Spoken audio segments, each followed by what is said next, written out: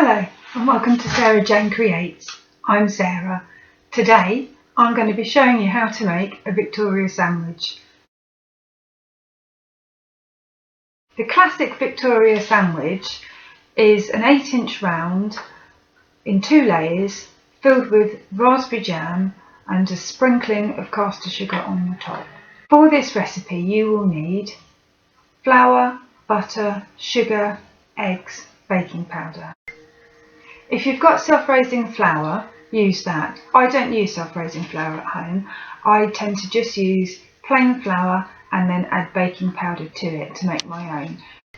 The reason that I don't use separate self-raising flour is because I used to find that I'd end up with several bags of flour on the go, and sometimes I wouldn't use them. Caster sugar is the sugar of choice for this recipe, but if you don't have caster sugar, if all you've got is granulated sugar, that's fine, use that. The only thing that will happen is that you get a slightly different texture on your cake. If you haven't got large eggs, again, that's okay. For this recipe, all of the quantities are the same. So 225 grams of flour, 225 grams of butter, 225 grams of sugar, and the equivalent weight in eggs. So 4 large eggs equals roughly 225 grams of egg. So if I had small eggs, I would probably be using 6 to 8 small eggs. If I had medium eggs, I'd probably be using 5 to 6 medium eggs. Before I get started with the actual making, I put my hair up, wash my hands, pop an apron on, and bring all the ingredients out ready. The butter ideally would be at room temperature. I'm going to show you a couple of different methods in case you haven't got some of the pieces of equipment. Okay, so I'll see you in a minute, and here are the ingredients again.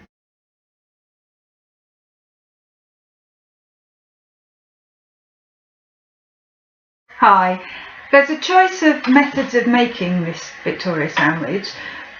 Originally, you would have used something like this, wooden spoon, and it would have been called the creaming in method, where you basically beat the butter and the sugar together by hand in order to bring the 2 ingredients together, create them light and fluffy before you add in the eggs and the flour and the baking powder.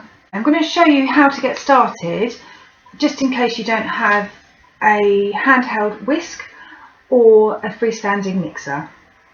I will then go on to use my handheld whisk.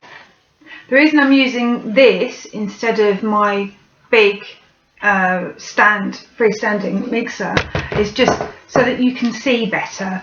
I'm going to use a glass bowl so you'll be able to see what it looks like. Before we get started with the actual cake, we need to make sure that we've got our tins prepared. So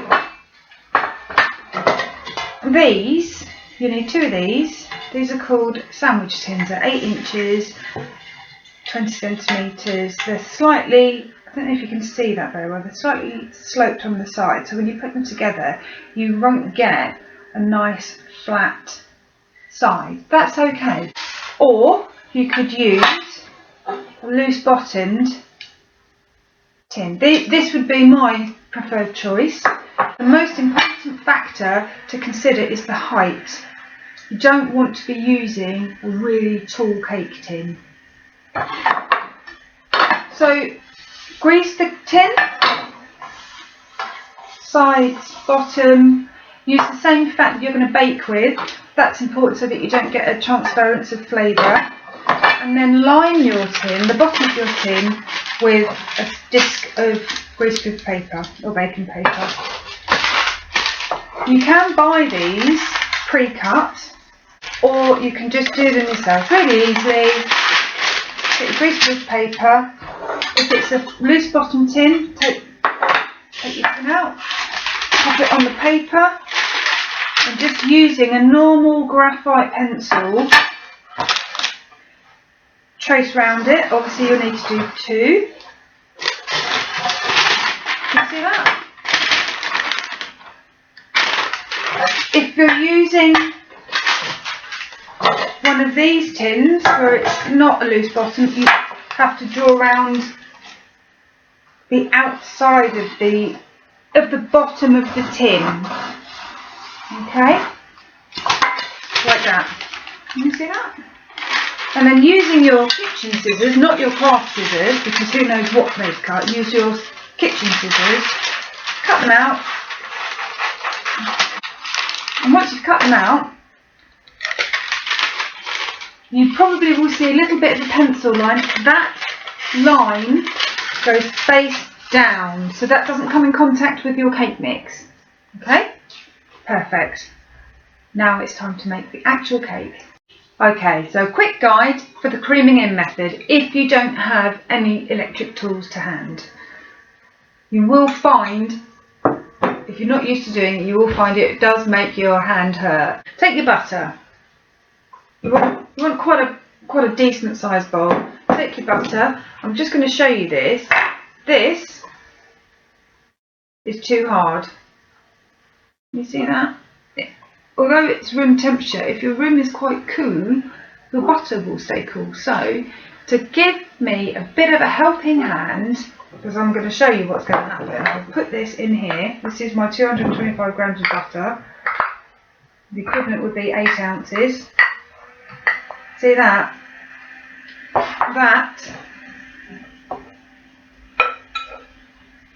That is not, I don't know if you can see that terribly well, that is not going to be in easily. You see that? Look at that. So what I'm going to do, I'm going to just ping it for 10 seconds in the microwave. If you haven't got a microwave, just pop it over a bowl of warm water. In the end, I microwaved the butter 10 seconds 3 times to get it soft enough for me to work with. There, top tip. So now, can you see how much softer that butter is? What we're going to need to do, and you might not find this easy to see, I'll hold it, but you need to get your wooden spoon and just mash it so that it's really soft and pliable. You see that? So, to that, I'm going to add my 225 grams of caster sugar. You just tip it all in. I've got butter all over my finger. You are incorporating the sugar into the butter, and it's tricky. Can you see that? It's a lot of effort.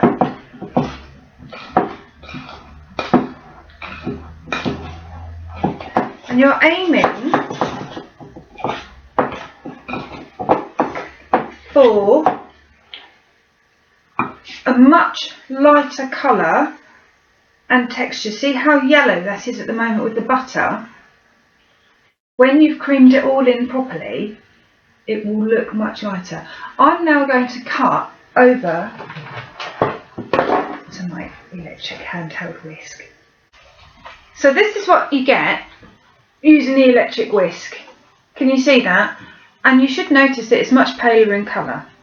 Normally when I make a Victoria sponge, I don't cream the butter and the sugar together separately. I use what's called an all-in-one method. It's exactly as it says on the tin. You put everything in together, all in one, and you get your electric whisk, stick it in, start it slowly, and whisk it until you have a very light, creamy, sugary texture.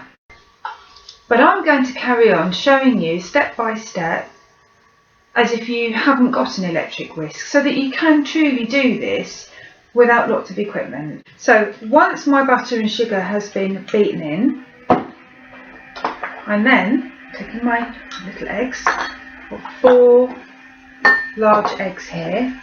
Top tip, before you put your eggs into your bowl, crack them into a separate bowl first to check that they're good. If you put all your eggs in and then the last one maybe is off for some reason, you've got to throw all of your mixture away. So just crack it into the bowl, have a look at it, smell it. I mean, you definitely know if an egg's gone off before you tip it in. Okay. In between each egg, beat your mixture. Once you've got all your eggs beaten in, it should look something like that. It's not easy to see, I do apologise. Don't worry if it looks a bit like scrambled egg and it looks like it's separating a bit. Once you put your flour in, that will bind everything together. So that's the next thing. Whether it's plain flour or self-raising flour, tip in all your flour and your baking powder.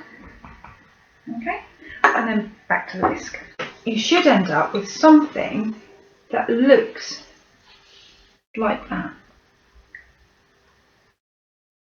Okay, so quite a firm mixture, and as we see from my beaters, there's not, you know, it's not too wet. Look, you see? Get it off now. And that would be the result whether you are using a wooden spoon, whether you are using a freestanding mixer, or using handheld electric mixer. Normally I've got the children here who would then come and eat the beaters. That's chef's perk really, or children of the chef's perk. I'm going to put these over the side because my name will be mud if they don't get to eat these. Remember, before you start using the hand mixer or the freestanding mixer, start slowly, because otherwise you'll just have a big cloud of flour in your kitchen. That's exactly the same if you're using icing sugar as well, just start slowly. Now that we're all mixed, we're going to divide the mixture into the 2 tins ready to go in the oven. Make sure you just scrape round your bowl, whichever method you've used, just to make sure that there are no dry patches or areas that haven't quite mixed properly. And then roughly divide your mixture into 2 and pop it in the middle of the tins. You want to try and get an even quantity in both tins. Now what I'm doing is I'm gently encouraging, I'm not ramming it, but I'm just gently encouraging it into the whole of the base of the cake. I don't want it to be flat, but I want to make sure that my cake mix is coming into contact with the bottom edge of the tin and the sides, because I want to make sure that I'm not getting any gaps. Okay, when that's cooking, that will flatten the rest of itself out. It'll be time to put the cakes in the oven once it's at 180 degrees or gas mark 4. I generally put my cake tins on a baking sheet. It just makes it easier taking them in and out of the oven. They need around 25 minutes to cook. You might need to adjust that time depending on your oven. If you're baking both cakes in the oven at the same time, check them halfway through, as it may be that you need to swap the shelves over. So take the top one, put it on the bottom, take the bottom one, put it on the top, just to give them a more even cooking. And also you might need to extend the cooking time somewhat. I know for my oven, I probably need to extend my cooking time by 10 minutes. While your cakes are cooking, it's the perfect time to have a clear up and get the filling ready. I'm just going to do a basic jam filling and a sprinkling, classic sprinkling of caster sugar. Once your cakes are ready to come out of the oven, this is a barbecue skewer, obviously it's clean, or you can use a cocktail stick, something sharp and pointy, pop it into the middle, I'll show you again, into the middle of the cake, and it should come out clean. And also, when you press the top, I don't know if you can see that very well, just gently springs back. You should feel a little bit of resistance to it. Okay, and obviously it should have nice even colour. If it's not those things, just pop it back in the oven for a couple more minutes, but do keep an eye on it. When it is ready, take it out the oven, leave it to cool for a few minutes in its tin, then get a blunt knife, run it round to release the cake from the side of the tin, and turn it out onto a cooling wire and leave it to cool completely. Once your cakes have cooled, choose the best one for the top. This one is going in the bottom because I caught it here on the oven shelf. So I'm going to turn that over. I've got a cake plate here. Turn it over and just put it on my cake plate. Okay. Then take your jam and liberal spreading. If you find that one of your cakes, or both of your cakes, have sunk a little bit in the middle as they've cooled down, don't worry. Turn it upside down. Who's going to see it? It could be that you just needed to give it a tiny bit longer in the oven. Just whatever jam you fancy, go right to the edge. This is where you could then put in some fresh fruit, lovely chopped strawberries or raspberries. On top of your jam you could put really lovely whipped cream. Whatever you fancy, dress it up as much as you want to.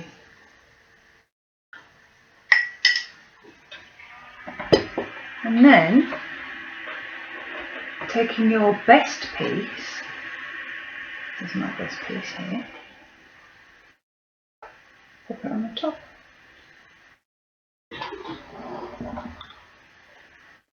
What you find as well is you get a lovely pattern from your cooling wire on the top.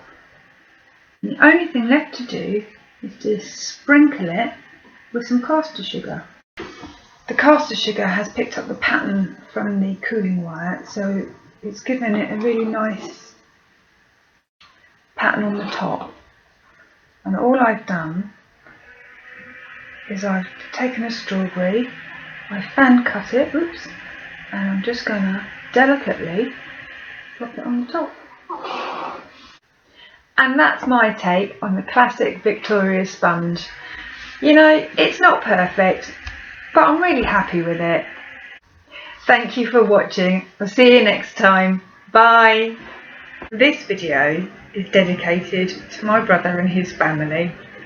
Happy Victoria sponge making.